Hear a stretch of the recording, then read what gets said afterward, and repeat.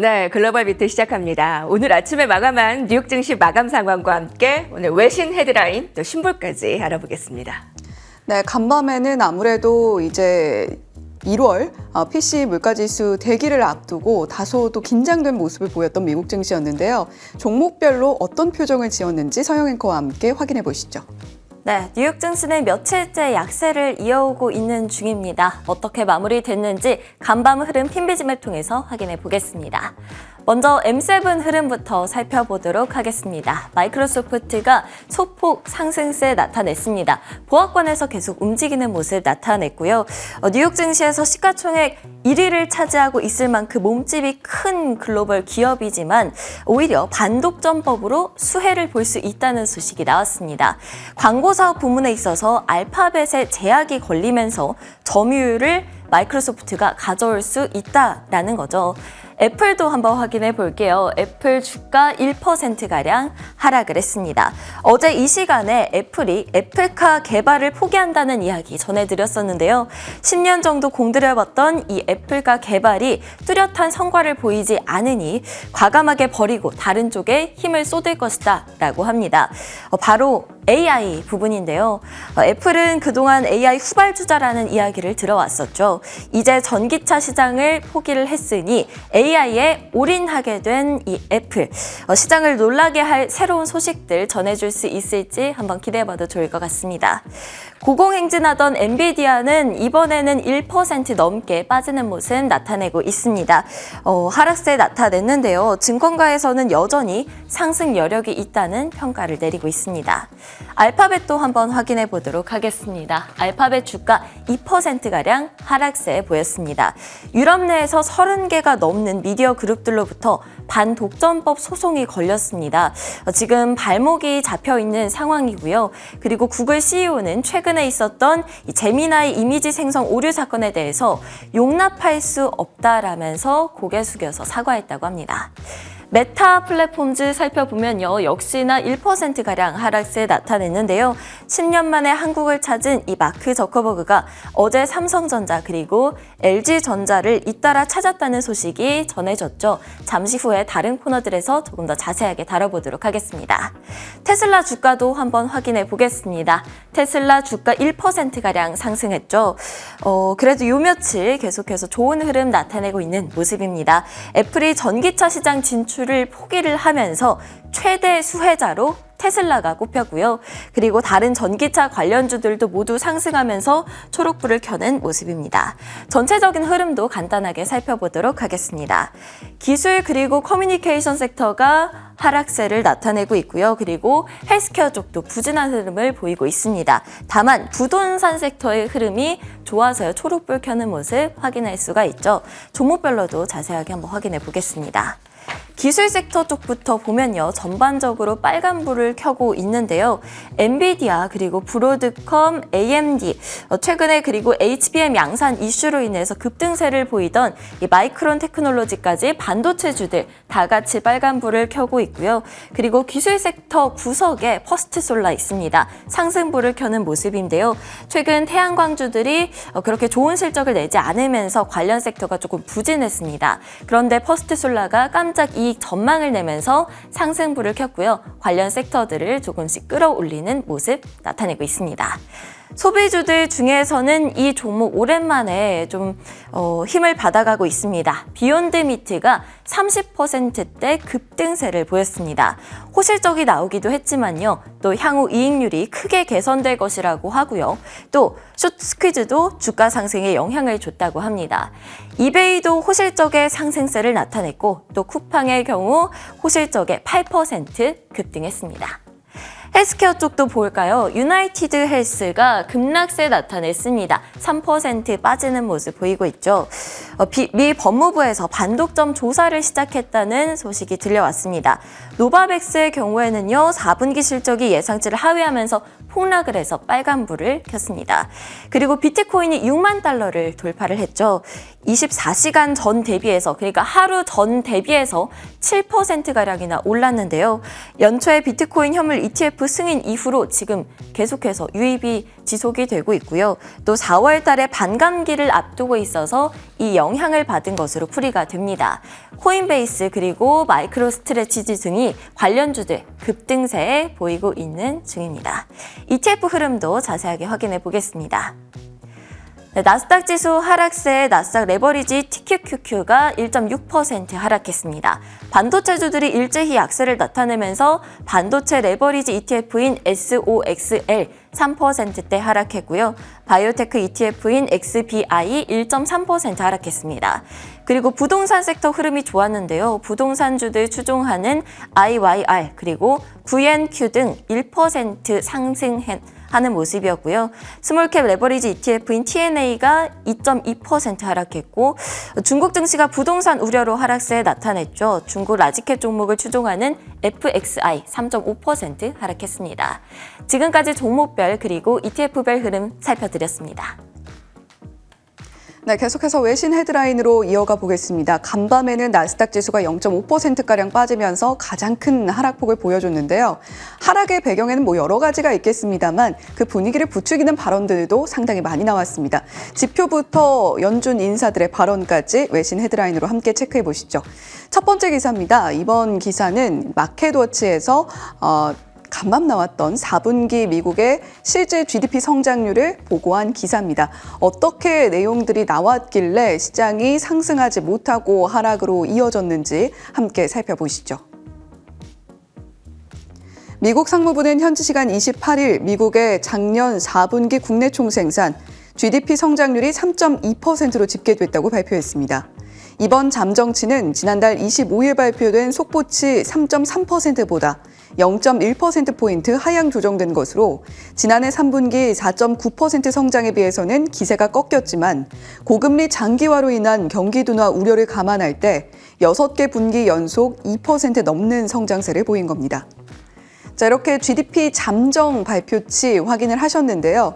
저 그래프를 보시면 여전히 지난해 4분기 쿼터 4에서 이렇게 긴 그래프를 보이고 있는 모습을 확인하고 계십니다. 그렇다면 계속해서 미국의 소비가 견조하게 나타나고 있다는 이야기가 들려오고 있는데 미국의 소비 지출이 GDP 성장에 기여하고 있는 정도는 어느 정도나 될까요? 자, 여전히 미국의 소비는 한 2%가량 GDP 성장률에 기여를 하고 있습니다. 미국의 소비가 탄탄하게 나타나면서 미국의 경제가 우리가 예상한 것보다 탄탄한 흐름을 계속해서 이어가 나가고 있다는 건데 여러 가지 지표들을 확인했을 때 미국의 침체로 가지 않기 위해서는 소비가 그냥 대출이나 신용으로 유지되는 것은 아니어야 할 텐데요. 계속해서 데이터들 나오는 부분도 저희 외신 헤드라인 통해서 챙겨드리도록 하겠습니다. 두 번째 헤드라인 이어가 보겠습니다. 간밤 나왔던 연준 인사들의 발언, 대표적으로 투표권을 가지고 있는 매년 투표권을 갖고 있는 자리죠. 뉴욕 연은 총재 자리에 있는 윌리엄스 총재의 발언을 대표격으로 살펴보도록 하겠습니다. 윌리엄스 총재 같은 경우는 3번가량의 인하가 적절하다라고 밝혔습니다. 존 윌리엄스 뉴욕 연은 총재는 인플레이션을 2%의 목표치로 되돌리는 길은 아직 끝나지 않았지만 연내 금리 인하를 예상한다고 밝혔습니다. 인하 횟수는 3번 정도가 합리적인 출발선이라고 언급했습니다. 다만 인플레이션 수치가 일시 반등하는 돌출 현상이 목격될 수 있다며 PCE 가격 지수 기준 올해 PCE 인플레이션은 2에서 2.5% 범위, 2025년 2%에 도달, 올해 실업률은 4%가량으로 완만한 상승을 보일 것이라고 전망했습니다. 요약을 하면 윌리엄스 총재는 올해 경제가 침체 없이 완만하게 연착륙을 할 수 있을 것으로 보인다. 다만 금리 인하 시기에 대해서는 상반기 중은 아닐 것 같다라는 뉘앙스를 풍기기도 했는데요. 수전 콜린스 총재 그리고 라파엘 보스틱 총재도 간밤에 발언이 나왔습니다. 콜린스 총재 같은 경우는 중립으로 분류되기는 합니다만 최근 발언의 성향을 살펴보게 되면 상당히 매파적인 발언을 많이 내놓았던 총재고요. 라파엘 보스틱 총재는 한때 특히 연준 의사록 발표 전후로 약간 매파적인 발언을 내놓기도 했습니다만 대표적인 비둘기파 총재입니다. 수전 콜린스 총재 같은 경우는 계속해서 더 많은 증거를 확인해야 된다라는 연준의 기존 입장을 반복하는 모습을 보여줬고요. 인하는 올해 말이나 돼야 가능할 것 같다라는 전망을 내놨습니다. 자, 그렇다면 라파엘 보스틱 총재는 인하 시기를 언제로 생각하고 있을까요?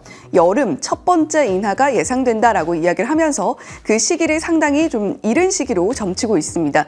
일단 시장에서는 연준에서 워낙에 올해 말쯤 금리 인하할 것 같다라는 이야기를 반복적으로 하다 보니까 올해 상반기 중에 인하가 될 것 같다라는 것 쪽에 베팅하는 확률은 많이 줄어 있는 상황인데요. 과연 언제 연준이 그 카드를 꺼내들지 계속해서 주시해 보셔야 되겠습니다. 세 번째 기사로 이어가 보겠습니다. 이번에는 오늘 주목할 만한 미국 주식시장 이야기 오미주 기사입니다.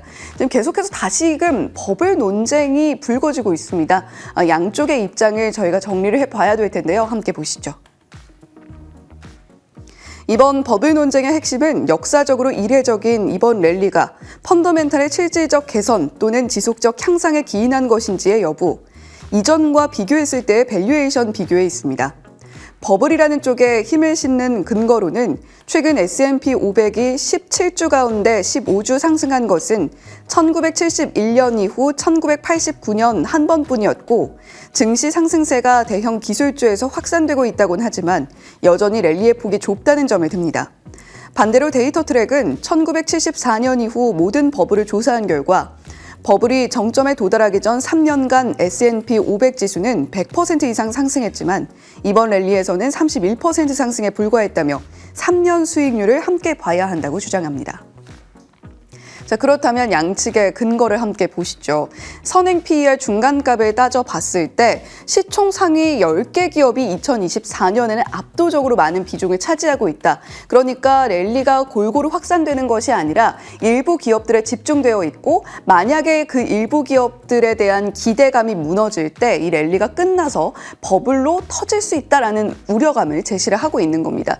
자, 그렇다면 데이터 트랙에서 이야기했던 것처럼 이전 3년의 수익률 추이를 살펴봤을 때 버블 당시에는 뭐 100%씩도 상승을 했는데 일단 이번에는 31% 상승에 그친다. 밸류에이션이 역사적으로 그렇게 높은 수준은 아니다. 3년 기준으로 지켜보자라고 이야기를 합니다. 자, 과연 이번 랠리의 끝이 이렇게 버블 논쟁으로 끝나게 될지 아니면 계속해서 상승을 이어가면서 탄탄한 펀더멘탈을 반증을 해줄지 지켜보는 것도 하나의 관전 포인트가 되겠습니다.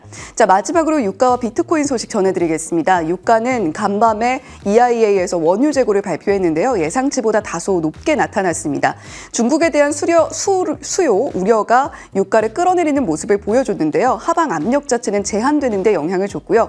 WTI 원유 선물 0.5%가량 빠지면서 78.4달러 선에서 거래되는 모습 보여줬습니다. 자, 그렇다면 비트코인은 어떤 이슈들이 있었을까요? 연일 사상 최고치를 경신해내면서 전일 대비로는 5.8%가량 상승하는 흐름을 현재 또 보여주고 있습니다. 자, 그런데 간밤에 코인베이스에 좀 문제가 있었습니다. 잔고가 0원으로 나타나는 현상이 발생이 됐는데 실제 잔고가 증발하는 건 아니었고요. 그냥 데이터상의 오류였다고 합니다.